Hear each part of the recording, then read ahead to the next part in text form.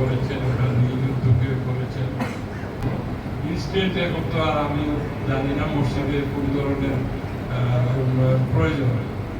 আশা রাখি এখানে মাননীয় বাণিজ্য মন্ত্রীও আছেন, ওনার আমরা যতটুকু সহযোগিতা করা সম্ভব হয় করব। প্রয়োজন হইল আর্থিক টাকা পয়সার দরকার। আমরা অলরেডি আন্ডার কনস্ট্রাকশন 5 তলা পর্যন্ত গেছি, এখন এটা করতে আরো 1 কোটি টাকার প্রয়োজন। তো কাজে আমি আমার চাহিদা করে দিলাম, বাকিটা আপনারা। ঠিক আছে, এখানে বাণিজ্য মন্ত্রীও আছেন। আমরা এই অর্থের সংস্থান ইনশাআল্লাহ আমরা করব। বাণিজ্য মন্ত্রীও আমাকে সাপোর্ট করেছেন, আলহামদুলিল্লাহ। আমরা করে দিব। কুমারপাড়া মসজিদে যে 1 কোটি টাকা বলে কাজ শুরু হবে, আমরা সিটি কর্পোরেশন পক্ষ থেকে করবো এবং স্থানীয় সম্পর্কে সেভাবে বাণিজ্য মন্ত্রীও সেটা দিয়েছেন, ইনশাআল্লাহ আমরা করবো। সাইফুর রহমান সাহেবের নির্দেশনা জনাব কায়সার রহমান সাহেব এই মসজিদে 10 লক্ষ টাকা।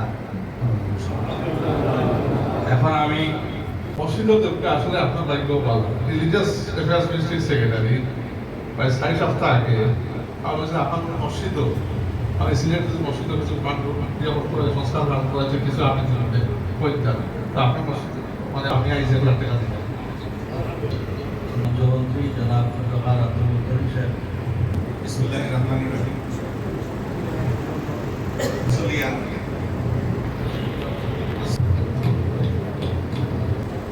এটা খুশির দিনও আজ আমরা এখানে হয়েছি এবং ছোটখাটো নয় পাকা বড় মিলন মেলা। কারণ সাইয়া যে মুখ দেখলাম সব মুখ কোনো অতি পরিচিত, অতি ঘনিষ্ঠ জনপ্রতিনিধি তো জনপ্রতিনিধি।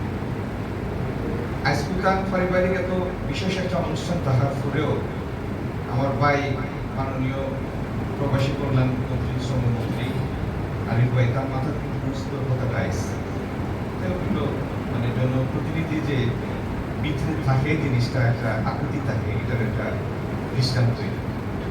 ইনশাল্লাহ সিটি কর্পোরেশনের প্রশাসন মহোদয় যে কথা বলেছেন কামচৌধুরী সাহেব, কুমারপাড়া সিলেটের মানে মূল শহরটা একটা দ্রষ্টব্য মসজিদের একটা মসজিদ, কুমারপাড়া মসজিদ। কুমারপাড়া নয়া শহর যখন শহরটা অনেক ছোট আছিল তখন এগুলো ছিল দ্রষ্টব্য মসজিদ। এটার ঐতিহ্য সিলেটের লোকে, এইটার ঐতিহ্য।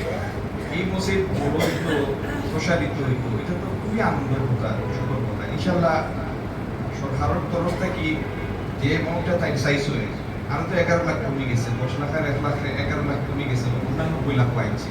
এগুলো লাগে ইনশাল্লাহ আটকিত নাই।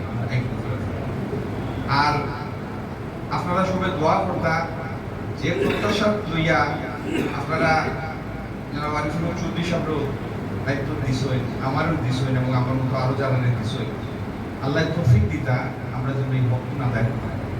আপনার সালাম আলাইকুম।